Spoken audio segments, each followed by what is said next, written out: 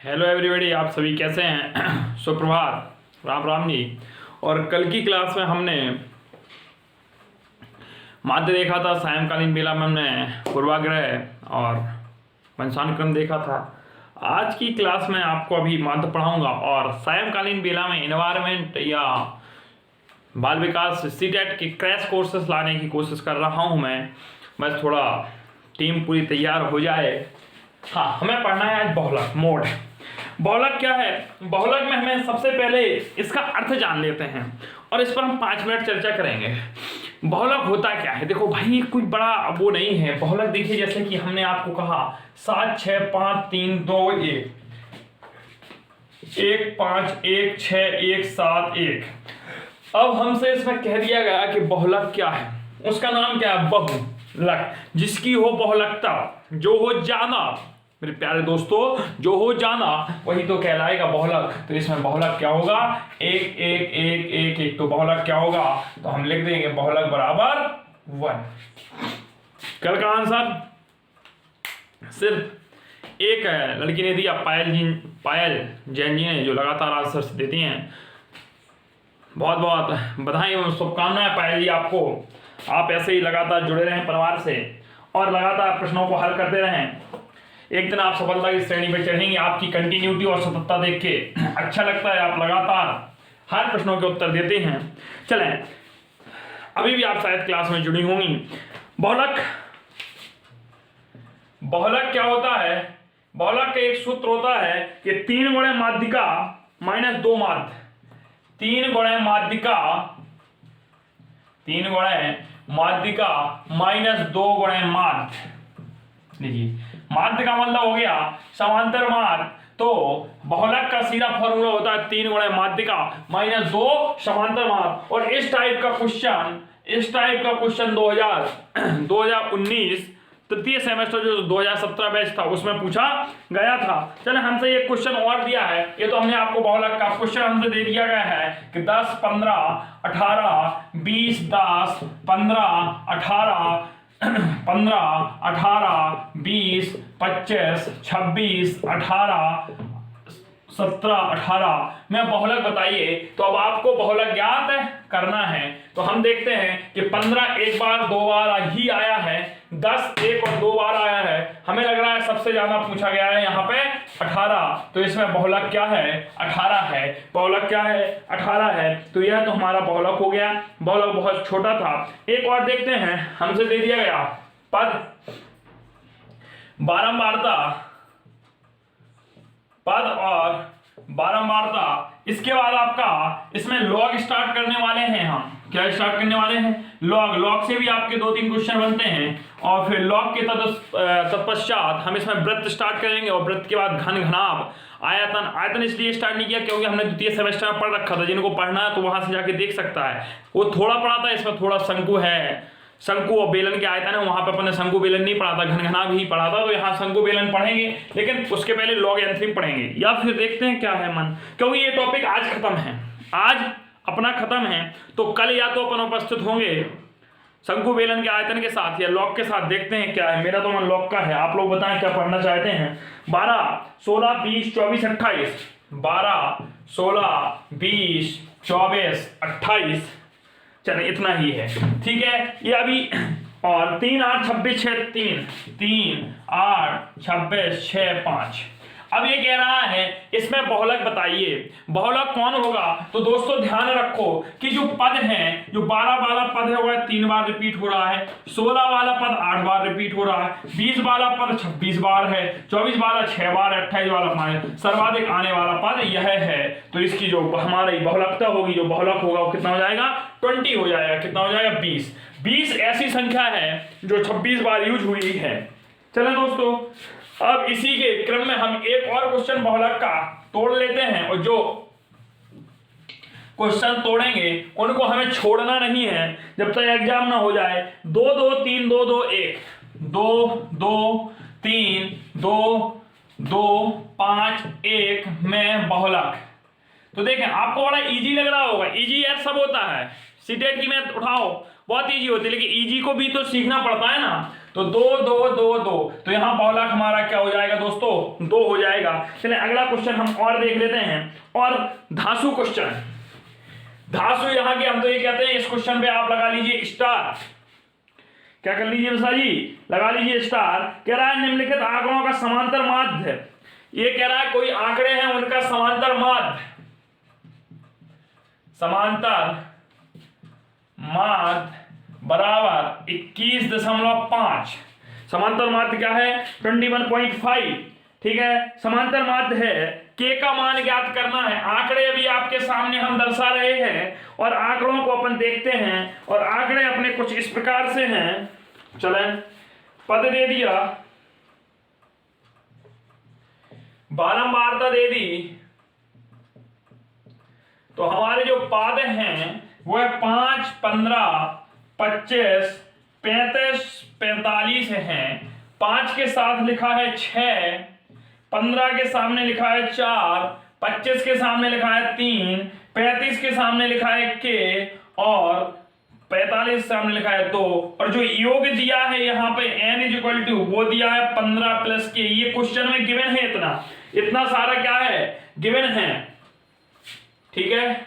नहीं माफ कीजिए, ये गिवन नहीं है।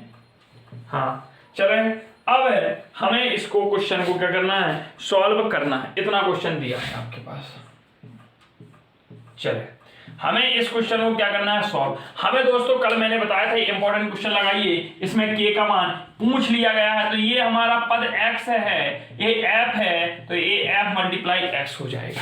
हम यहां निकालेंगे तो 5 6 30 हो जाएगा, 15 चौको 60 हो जाए, 25 30 75 होगा, और यहाँ 35 के हो जाएगा, और यहाँ 45 दूनी 90 हो जाएगा। जब इनको जोड़ेंगे तो 6 4 10 3 13 2 15, सही बोला था, 15 प्लस के होगा, ठीक है। अब इसको यदि हम जोड़ेंगे, क्योंकि समांतर माध्य इसको हम सिग्मा एफ लिखते हैं, इतना याद रखो, सिग्मा एफ भी लिख सकते हैं, एन भी लिख सकते हैं, कुछ भी लो, हम सिग्मा एफ ही लिखेंगे। तो आप लोग कहेंगे सर एन कहां से आ गया, कहीं से नहीं आया मेरे प्यारे विद्यार्थियों, यहीं से आया। अब हम सिग्मा एफ एक्स भी निकाल लेते हैं, और सिग्मा एफ एक्स 60 30 90, और 90 90 180, और 180 70 250, और 250 255, 255 प्लस 35 के, 255 प्लस 35 के हो गया। अब ये देखिए, ये सिग्मा एफ एक्स है, सिग्मा एफ है, हमें पता है समांतर माध्य बराबर, समांतर माध्य बराबर सिग्मा एफ एक्स बटे sigma F, sigma F x बटे सिग्मा एफ। सिग्मा समांतर माध्य हमारा दिया है 21.5, सिग्मा एफ एक्स दिया है 255.35 के अपॉन सिग्मा एफ दिया है 15 प्लस के। चलें, कुछ नहीं करना है, बटे 1 करके कैंची गुणा कराएंगे, इसका गुणा कराएंगे तो 15 15 75 7 हासिल आएगा, 15 7 22 होता है, 2 2 हासिल आए, 15 2 30 2 32, 322.5 धन 21.5 के बराबर 255 धन 35 के। हाँ, यहां से हो गया 322.5 माइनस 255 बराबर 35 के माइनस 21.5 के। इससे हम जब घटाएंगे दोस्तों तो हमारा 5 का 5 रहेगा, 5 7 12, यहाँ 8 6 हो जाएगा, 6 6 12, 67.5 बराबर 35 और 7। आपने पढ़ा होगा 21 और 14 35 होता है, लेकिन 21.5 है तो ये 13.5 निकल आएगा। आप घटा लीजिए, ऐसे घटाएंगे 35.0, 21.5, यहाँ 5 करेंगे, यहाँ 2 3 हो जाएगा, और यहाँ 13, तो 13.5 हो जाएगा दोस्तों। अब हम इसको इस तरफ ले सकते हैं, और संकीर्ण स्थान है कुछ अपना।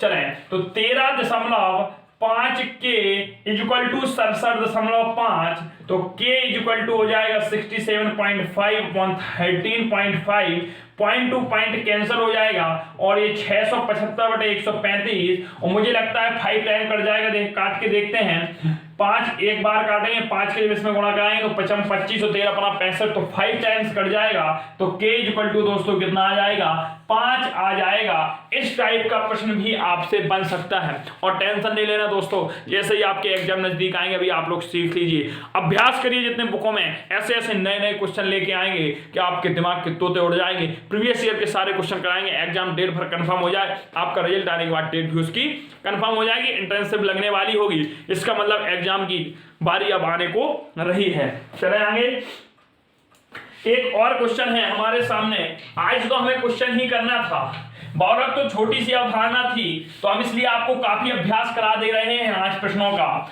और इसके बाद कल नए टॉपिक पर अपन खुद मिलेंगे और धमाकेदार टॉपिक होगा। और सिर्फ 3 टॉपिक मेरे हिसाब से आज मैं आपकी बुक लेके आया हूं, और मेरे हिसाब से आप लोग यस लिखिए जितने मैं टॉपिक बोल रहा हूं उनमें यस। अनुपात समानुपात मैं करा चुका हूं, समानुपाती राशियों में बाह्य पद करा चुका हूं, घातांक की अवधारणा करा चुका हूं, सरल ब्याज चक्रवृद्धि ब्याज करा चुका हूं, और इसमें चर राशियों का गुणनखंड करा चुका हूं, बीजीय व्यंजकों एक पदीय व्यंजकों से भाग करा चुका हूं, अवर्गीकृत आंकड़ों के समांतर माध्यिका और बहुलक करा चुका हूं।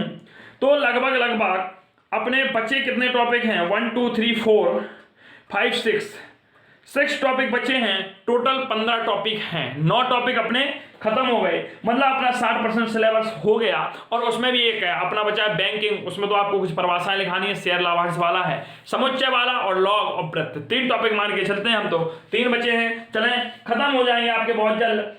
अगर स्वास्थ्य गड़बड़ी नहीं देता तो अभी तक तो सिलेबस को अपन बाय बाय कह चुके होते। चलें आंकड़ों 3 4 7 9 10 13 15 की मात्रा बताइए। 3 4 7 9 10 13 15 10 13 और 15 की माध्यिका बताइए। 15 ही है ना, हाँ 15 है, 15 की माध्यिका बताइए भाई। देखिए इसकी माध्यिका निकालनी है और हमें तो पता है कि माध्यिका निकालने के लिए हम पदों की संख्या निकाल लें, तो 1 2 3 4 5 6 7, क्योंकि ये ऑलरेडी हमें आरोही क्रम में दिए हैं, बढ़ते हुए क्रम में दे दिए हैं, तो n बराबर कितना हो जाएगा 2 6 7। और जो कि विषम है, तो विषम है जो कि क्या है भाई, जो कि विषम है, और जब संख्या विषम हो तो हम लगाएंगे समांतर वो माध्यिका बराबर, माफ कीजिए, माध्यिका बराबर n+1 बटे 2वां पद, n+1/2वां पद, n 7 है, 7+1/2वां पद, तो ये हो गया 8/2वां पद, 2 चौको 8, तो चौथा पद, और दोस्तों चौथा पद 1 2 3 4 9 है, तो आंसर इसका कितना आ जाएगा, 9 आ जाएगा। कितना आ जाएगा भाई, 9 आ जाएगा। इसी के साथ हम अगले क्वेश्चन की ओर बढ़ते हैं। 15 12 10 9 6 की माध्यिका बताइए। 15 12 10 9 6 की माध्यिका बताइए। चलें 15 12 10 9 6 10 9 6 की माध्यिका बताइए। तो इसमें भी देखें, हमें बस इसमें क्रम लिखना है, हम लिखेंगे आरोही क्रम, और आरोही क्रम को क्या लिखेंगे भाई, 6 लिखेंगे, 9 लिखेंगे, 10 लिखेंगे, 12 लिखेंगे और 15 लिखेंगे। और जब ऐसा कर लेंगे तो ये n = 5 है, n बराबर 5 है दोस्तों, तो जो कि विषम है, तो हम लगाएंगे माध्यिका बराबर n+1/2वां पद, तो n की वैल्यू 5 है, 5 + 1/2, मतलब हम कह सकते हैं 6/2वां पद, मतलब तीसरा पद, 3वां पद क्या होता है, 3वां पद होता है, और 3वां पद 1 2 3 कितना हो जाएगा, 10 आंसर हो जाएगा। कितना हो जाएगा, 10 आंसर हो जाएगा।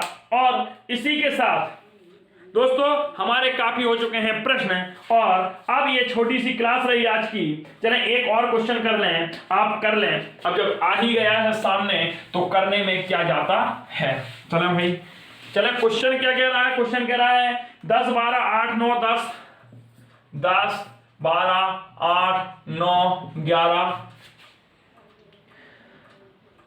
20 13 18 13 20 18 13 20 10 40 22 की माध्यिका बताएं। तो देखें 2 2 4 2 6 2 8 2 10 11, एक और जोड़ लीजिए, हाँ 6 लिख लीजिए। अब हमें करना है।